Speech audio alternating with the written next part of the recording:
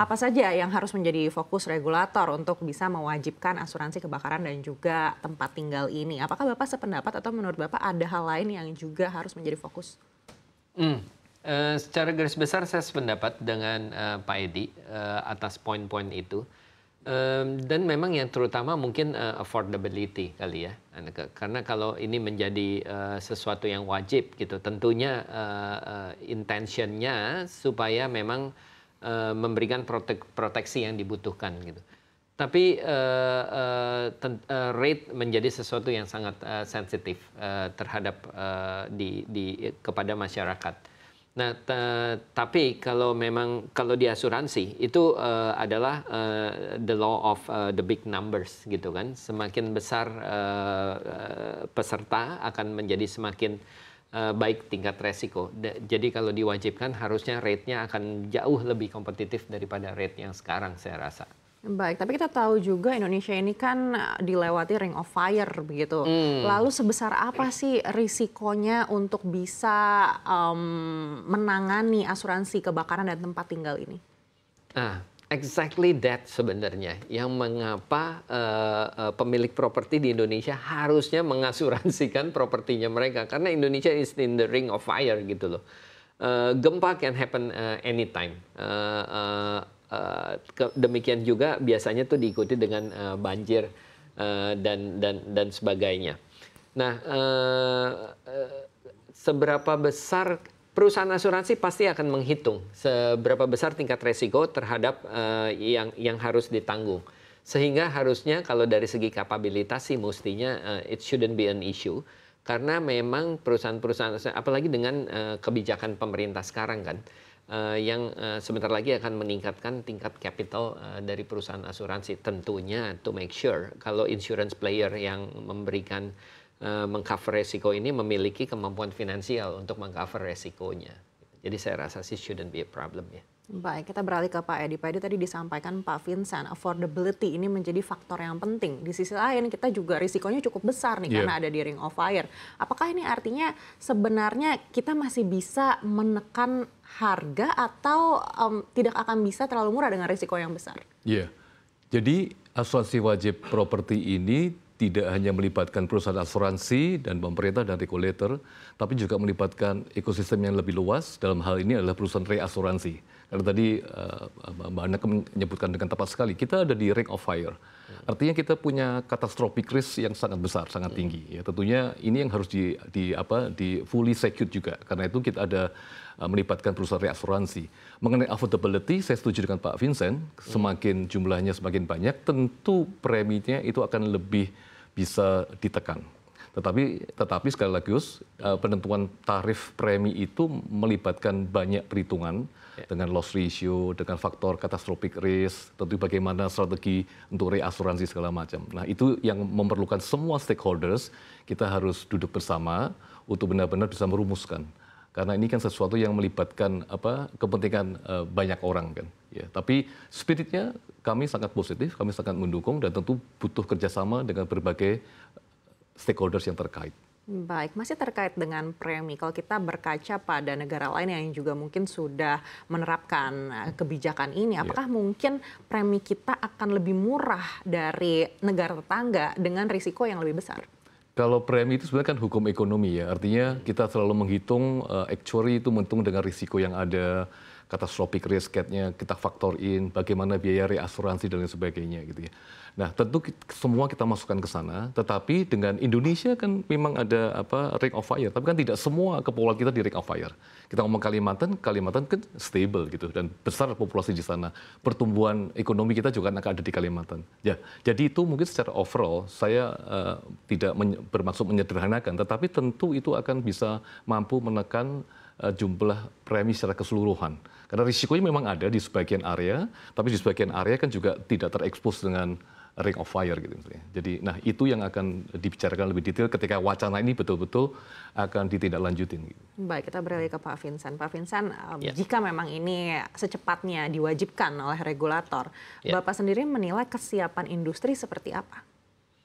Mestinya sih straightforward ya, karena properti ini adalah satu core product yang di-offer oleh perusahaan asuransi, terutama General Insurance di Indonesia. Jadi menurut saya harusnya capacity dan sebagainya sudah ada, gitu kan. Tinggal bagaimana caranya supaya proses untuk memiliki asuransi ini menjadi sesuatu yang sangat mudah, gitu kan, tidak merupakan sesuatu proses yang ya, mungkin kedepannya make it available easily, di channelnya diperbanyak, gitu kan. Sama yang paling penting tentunya klaimnya itu dipermudah, gitu kan. Jadi buat apa kan punya polis banyak tapi klaimnya tuh nggak mudah, gitu loh. Jadi saya rasa itu yang lebih penting ke depannya. Bagaimana perusahaan-perusahaan asuransi ini bisa mendeliver produk ini ke masyarakat sehingga menjadi produk yang mudah digunakan dan juga diklaim. Baik, yang mungkin menjadi musuh kita bersama ini adalah fraud. Kalau di asuransi tempat tinggal atau asuransi kebakaran, tingkat fraudnya sebesar apa, Pak Vincent? Oke. To be exact, number tepatnya saya tidak memiliki angka tepatnya. Tapi kalau dilihat berdasarkan case-case yang kita punya, gitu kan. Kalau asuransi rumah ini biasanya kan terbakar kan. Jadi objeknya ini harus terbakar. Kalau fraud ini berarti sengaja dibakar, gitu loh kan. Kalau saya sih belum pernah ketemu langsung nih di portfolio yang kita punya, gitu kan. Kalau properti ya sengaja dibakar, gitu loh. Mudah-mudahan nggak ketemu sih. Baik, kalau Pak Edi seperti apa pengalamannya? Kalau saya yang paling penting adalah sekali lagi ya proses literasi. Proses education itu yang paling penting sebetulnya kan. Jadi orang juga tidak dengan sembarangan kan. Kalau ada asuransi lalu listrik dengan sangat ceroboh kan juga berisiko untuk semua kan. Jadi faktor edukasi paling penting. Jadi ketika nanti wacana ini benar-benar akan dijalankan, yang paling penting adalah bagaimana kita mengedukasi masyarakat kita. Dan yang kedua tadi seperti disampaikan Pak Vincent dengan tepat adalah mengenai klaim. Klaim tidak sesederhana hanya klaim, tapi bagaimana ada satu mekanisme yang jelas dan transparan, ada protokolnya, sehingga akan menghindari dispute ya, bahwa ada keterbukaan lah ya, bahwa ada investigator yang akan dilakukan. Hal-hal itu yang saya rasa perlu untuk diedukasi lebih dulu. Ya, karena kalau tidak, nanti justru tujuan yang baik akan semakin banyak hal-hal yang kurang baik yang terjadi. Jadi hal-hal ini aspek ini yang paling penting ketika kita akan memberlakukan sebuah kebijakan compulsory ya, terutama untuk yang properti. Baik, memang banyak yang tentunya harus menjadi pertimbangan regulator begitu. Tapi kalau melihat situasi saat ini, ekspektasi Anda Pak Edi, kapan kira-kira regulasi ini bisa disahkan? Apalagi kita masih ada dalam transisi pemerintahan saat ini. Terus terang kami belum mendengar wacana mengenai compulsory untuk yang properti sebetulnya. Karena yang kami dengar dari statement dari regulator adalah yang mengenai kendaraan bermotor. Ya, jadi saya tidak bisa memberikan perkiraan karena itu sepenuhnya tergantung daripada regulator dan pemerintah. Kami pelaku industri pasti akan memberikan support. Karena kita merasa memang ini penting, kritikal dan strategik untuk Indonesia. Untuk menutup gap proteksi, untuk melindungi masyarakat umum secara lebih luas. Baik, kalau Anda Pak Vincent melihatnya kapan kira-kira bisa disahkan? Apakah di sisa 2024 ini atau lebih baik di tahun 2025 saja ketika sudah lebih stabil? Masih jauh sih ya harusnya. Saya setuju dengan ininya Pak Edi sebagai pelaku di industri. Sekarang ini yang sangat kuat discussion-nya adalah mengenai third party liability on motor vehicle. Yang mudah-mudahan ini menjadi sesuatu yang bisa kita lihat dalam waktu dekat gitu. Tapi rumah ini rasanya mungkin mesti stage kedua kali ya. Stage kedua. Yeah. Baik, tapi kesiapan Una Insurance seperti apa? Kembali lagi secara kesiapan bila ini menjadi sesuatu yang mandatory. Mungkin ini ya. Indonesia menjadi satu negara yang motor vehicle itu tidak menjadi sesuatu yang compulsory.